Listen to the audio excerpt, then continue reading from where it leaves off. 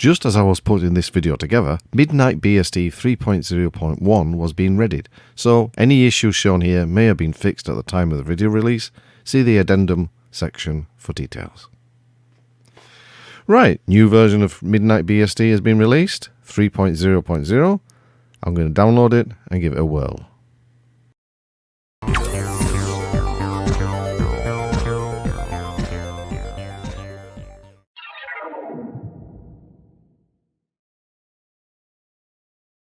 Right, we're on the MidnightBSD homepage, and navigation is fairly simple. You just go to download. It will take you to a selection of downloads to choose from. You can choose the one nearest to you, of course. I'm going to choose the UK one. And you choose the AMD 64, i386, ISO or memory stick. And sort of selecting the memory stick one. And we'll just leave it to download and I'll burn it and we'll see what happens. Right, I'm going to use my favorite method, which is DD.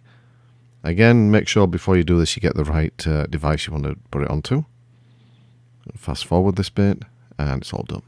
I'm going to take it out, plug it into the test machine and reboot the test machine with the memory stick in it. Right, we're booting up and hopefully it gets, yes, there it is. I'm just going to select USB device. Again, the battery warning comes up. I will get it seen to one of these days. And it's starting the initial boot, yeah. You'll probably think to yourself, it looks very much like FreeBSD, and it does because it's very much based on FreeBSD.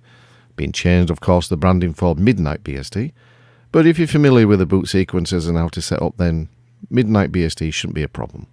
And we're just going to go through, hopefully, and then we'll get the initial install menu.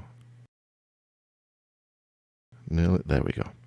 So we get to the welcome menu. You can either install, shell, or live CD. Of course, we need the install. So just press enter. And we could choose the key map that we want. Again, if you're familiar with installing FreeBSD, then this shouldn't be a problem. I'll just go to United Kingdom. Don't need to test it. I'll just go to continue. And as per usual, I'm going to choose test as the name. You can select or unselect certain items here if you wish. I'm going to unselect debug. And I might leave everything as it is. Right, partitioning.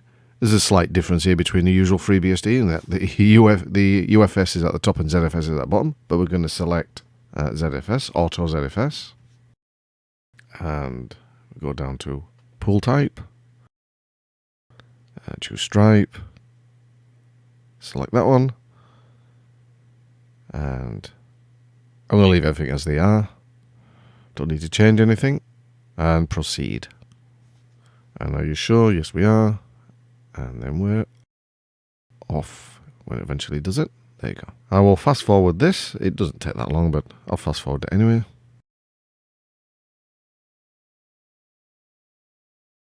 Right, select a root password. Make sure you remember this or you won't get very far. And I'll put it in again. There we go. It's detected the Ethernet port and we're going to set up IPv4. No DHCP on this one. Fast forward all this. No IPv6. I'm going to select the time zone, so it's going to be Europe, then it's going to be United Kingdom. Abbreviation BSD is fine. And next we can choose the services we want starting at boot. Unlike FreeBSD, there's a lot that's already pre-selected. I'm going to leave it as it is. Choose system security, am I going to... Yeah, I'm just going to disable a few. Add users. And again, if you've seen this all before, it follows the same process. You put username, your full name, user ID, login group, add other groups that you want to join. You can leave vast majority of these at default. I'm not going to change this to SH. And once we're happy with that, type yes and no. And that's it. you can press exit, and don't want to make no modifications. I'm going to reboot, and then once it's in rebooting, remove the USB stick. And it's as easy as that. And there we go. There's the nice login menu. I know you can press enter to speed it up, but we're just going to let it count down. Now this is the interesting part from MidnightBSD. The vast majority of the install so far really looks like FreeBSD, but this addition is what makes MidnightBSD unique. And this is the MidnightBSD first boot configuration. And it wants you to first set a preferred package mirror, so you can choose one closest to yourself. And would you like to report your install via BSD stats? Well, normally you might do, but not on this occasion, no. Do you wish to enable a graphical environment? Yes. Now that is a lovely addition. XXX rate. Oh dear me. Would you like to activate monthly reporting? No. So just press enter on that, or you could type it in. Again, no. And I think it carries on. And you keep getting this XXX rate. XXX must be a adult installation only. This, I think. We'll just let it carry on and see how far it goes.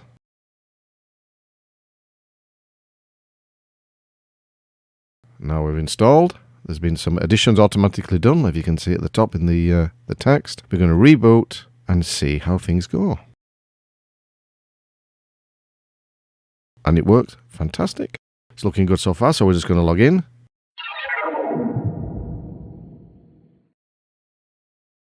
Right, so we're just going to log in. We're going to put in the username that we set up earlier. And the password, hopefully you remember. And we'll see if it boots in. Okay. Yeah, okay. XXX starting up. There we go. A little bit slow, but that's the test machine really, I suppose. And it looks very nice and neat. Nice blue, midnight blue, as I imagine. Everything's down to a minimum, which is, I always like that. You got the XFCE menu as per usual. And you got things at the top there. Everything's to a minimum, everything's nice and clean, and that's good. You got a little taskbar at the bottom. And of course, usual right-click settings. Right, so you get the basic tools added. Some from XFCE, some from MidnightBSD. And there's accessories, development, internet. You get Midori, that's good. Multimedia, not a lot there. System, and about XFCE. MidnightBSD 3.0.0 on the latest at the time of the video, XFCE. Very nice. Just close that. So, we're going to have a look at Midori. I must admit I don't use Midori a lot, so it's kind of weird, but it looks nice and lightweight.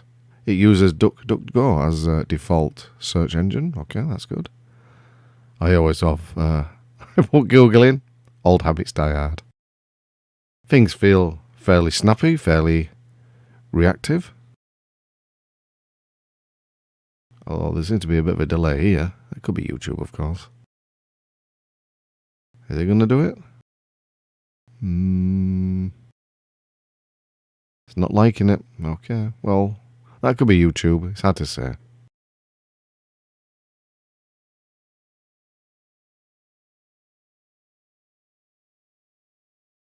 Right, okay, let's have a look at top to see what's running, if there's anything causing a delay. No, I think it looks fairly standard.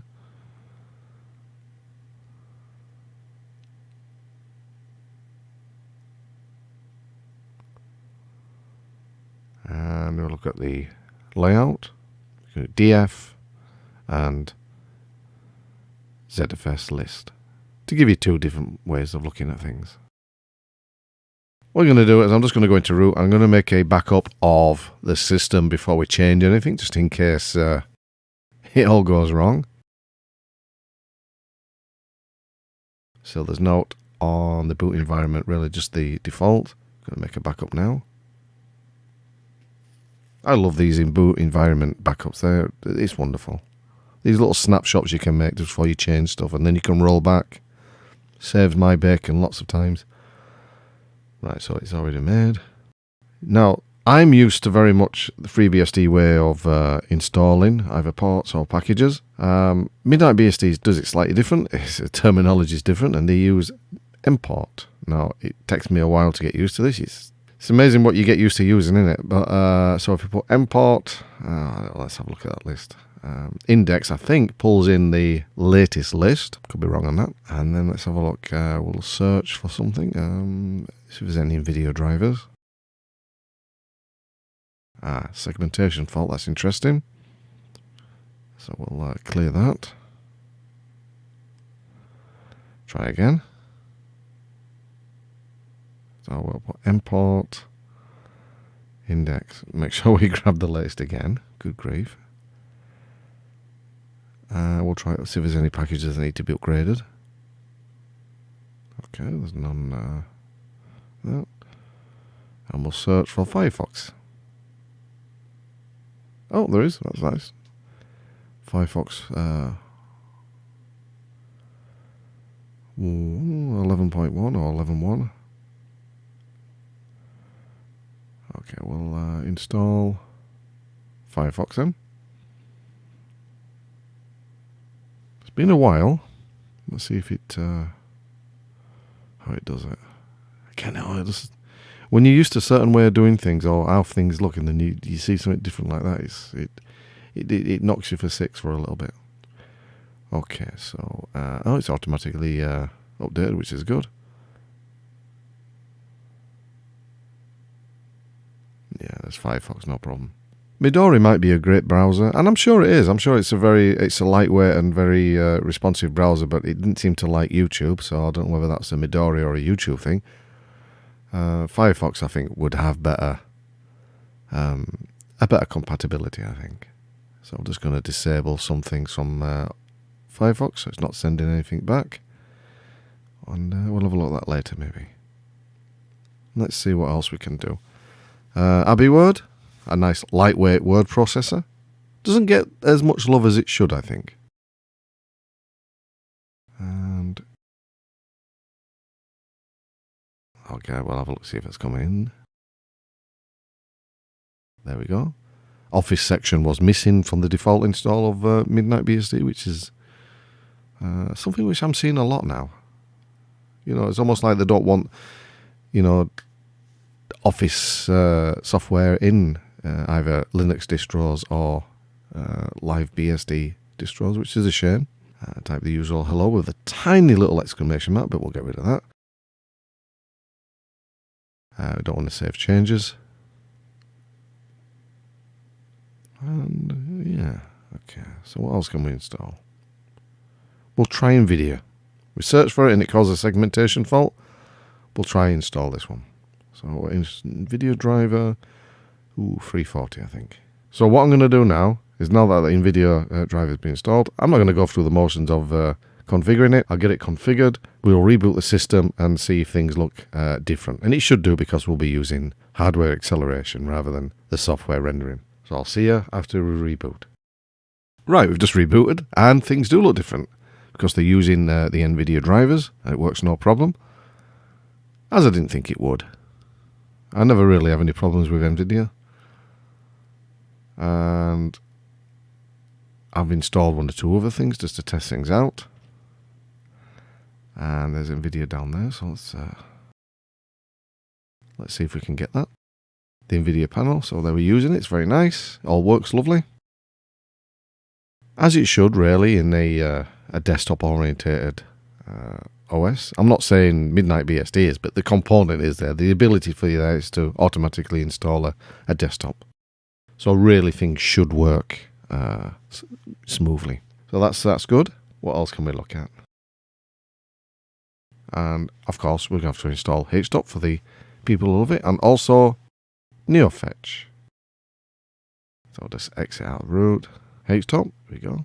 I know we've already looked at top, but some people like the graphical things of HTOP, and that's fair enough. And we'll start NeoFetch.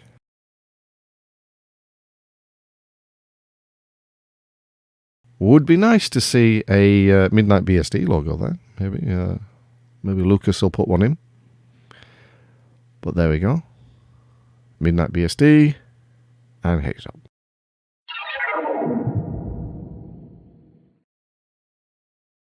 So what things are new?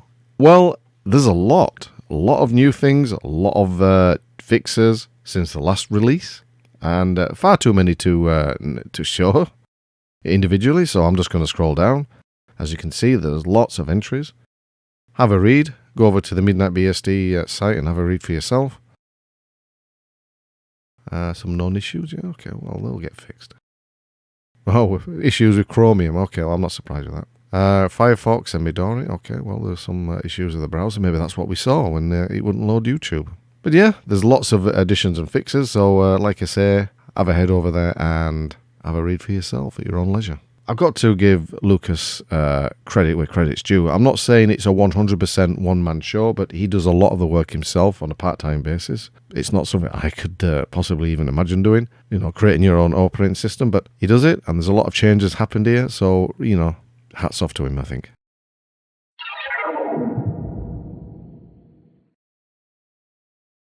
Right, this is going through the motion of installing, testing 3.0.1. It's the new update. Obviously, when I was making the video, a new update dropped. I was going to see if anything's changed. There wasn't that many errors. It was just that weird XXX rate one. I don't know if they fixed that. I don't know if that's an indication of anything. But let's see. We're just going to go for the graphical environment. The same stage as we did before. Oh, XXX rate is still there, so I don't know what that is. We'll just go through. No. I have no idea what this error is. Never seen that on any FreeBSD install. It's just on this MidnightBSD, so I don't know. And I've never had it in previous installations, except this particular one and the one immediately preceding. Just put the password in. Is it going to work? Slowly, I think. There we go. It's not the fastest, but again, it could be the test machine. And there we go. Yeah, all right. Well, I don't know what changes have been made, but the weird XXX rate errors there, so that always makes me laugh. It's not really an error, but it's just a little thing that gives me a chuckle. And there we are, MidnightBSD 3.0.1. So yeah, very good.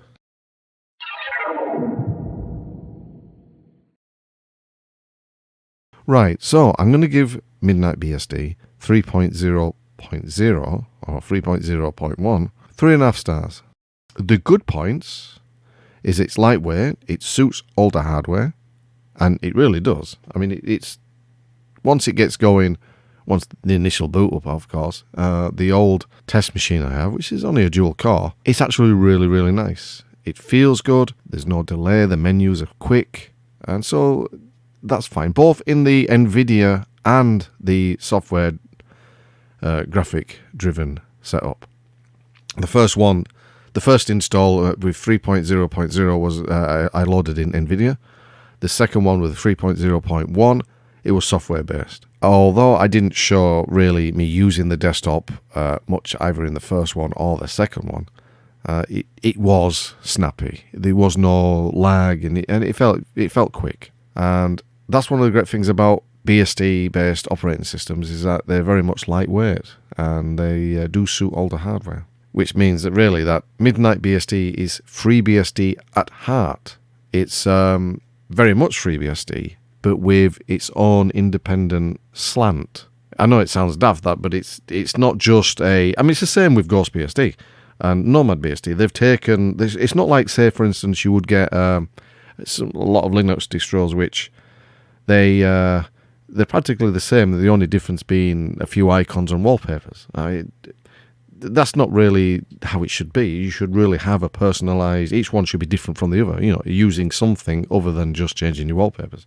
And I think with MidnightBSD and GhostBSD and NomadBSD, they are all distinct from FreeBSD. And that's good. I like that. You've got FreeBSD as the main one, the progenitor, as it were, and then you've got all the rest which are spawned off it, but not clones of it. So MidnightBSD has its own flavor, its own independent streak. And I think one of the main things that you see, one of the first things you see, is the first boot questions. Now that, to me, is something which I wish that FreeBSD would offer. Not at perhaps a late stage, once you've installed and then you reboot. I think maybe in the actual install menu itself, giving the option, a bit more like TrueOS did, where it would say, is this going to be a server install or is this going to be a desktop install? And you either choose one and then it goes through the motions, do you want these server components added, or do you just want a bare minimum? Or if you choose a desktop, which desktop would you like, and go through that. That would be good. But MidnightBSD almost does something like that, and as we saw, it did it on the first boot. Little menu at the bottom. And I like that. That's a nice little touch. It just sets things up for you, puts XFCE, which is not a heavy desktop, and for a new user trying either a FreeBSD-based system, if they're coming from the Linux world, or even maybe the Windows world, it can make a big difference whether or not the first perceptions of the operating system. Here we go, you're booting through it, and there you present with a little menu, and it's quite clear, and it says, you want a graphical environment? You go, yes, and then it just goes through it. Excellent. And I think that's a credit to Lucas Holt, the main developer. He's a great guy. Very, very talented. Works hard. I mean, he's got a day job, obviously, is in the IT field. But then he does this in his own time. Hats off to him. Absolutely amazing. And he's very responsive. If you've got a suggestion, he'll get back to you and he'll say, oh, that sounds a good idea. Or he'll say, no, maybe he's honest with you. If you've found any bugs, you just tell him. You don't necessarily have to file a bug report yourself. I mean, I should, but I'm kind of lazy. I'll direct message him on Twitter and he'll say, oh, yeah, I've submitted that as a bug. Brilliant. Really friendly guy. So he works hard on this, and you can tell that this is a labour of love. You really can. There's it's put together very well. There are some rough edges, and that's to be expected. The financing, the resources are not going to be, and developer pool really, not going to be that as high as, say, for instance, some other either Linux distros or even FreeBSD itself. But it does very well on what it gets. And some of the downsides, hence 3.5 stars, I was almost tilting on 4 actually, but there are some glitches. I mean, these aren't showstoppers, but the couple that comes at mind really were the triple X-ray. That still makes me laugh. I don't know what's going on with that. And the segmentation fault when I just searched for NVIDIA. Now that was interesting. I think that's a database issue, so I don't know whether or not that's probably been fixed since this video was made. If I spent more time using it extensively, then probably some others would turn up. But there's the two glaring ones that I found. There's no GPU driver auto load. Now, what I mean by that is, I think in GhostBSD, once you go past the install and it detects that you've got an NVIDIA, I think it automatically installs the right NVIDIA driver for you. I don't know about the other graphic cards out there, but I know for NVIDIA, when I'm testing it out, it does install the right one. But anyway, so that's for me, it's a minus. Other people, it may not be. It depends on what you want to do. Another of the reasons why I give it 3.5 stars was there's a lack of resources. Now it's chicken and the egg situation, really. You get more resources, you need more people to pay attention or to get to know to the existence of MidnightBSD. But in order to do that, you need more resources to get the message across. And there's not always enough resources for perhaps late-minute quality checks. And that's obviously why people download it. Obviously, they find a bug, you file a report. But do you know, last minute, just to check everything goes through. And it's not a slight at Lucas or any of the other developers. It's just a reality that it's a much smaller project than, say, some others, and maybe has less resources. I mean, I couldn't expect the FreeBSD Foundation to fund everything, but I think with some of these long-standing FreeBSD-based operating systems, I think if in a similar way that Ubuntu, I mean, obviously that's backed by a private company, but it's say, for instance, that someone brings out a spin of Ubuntu and it gains traction, I think then becomes taken under the wing and recognized officially. So maybe some resources then get put into that. If something similar could happen to a FreeBSD-based operating system, maybe the FreeBSD Foundation could embrace MidnightBSD and GhostBSD and NomadBSD and nurture them. So like offer some developers if they've got any spare time, or any kind of like advertising or something like that. I don't know. I don't know the ins and outs of the foundation, so I wouldn't know. But some help for these long-term based operating systems. You know, they've been around for a long time. So there's a lack of resources for that, and there are some missing apps. I didn't show it in the video, but LibreOffice has not been ported over or not put into it. Not at the time of this video. There's more positives than negatives, and it's an operating system I think that we should keep an eye on, because I think it's not going to go anywhere and it's only going to get better. So it's 3.5 at the moment. I was almost going to give it 4.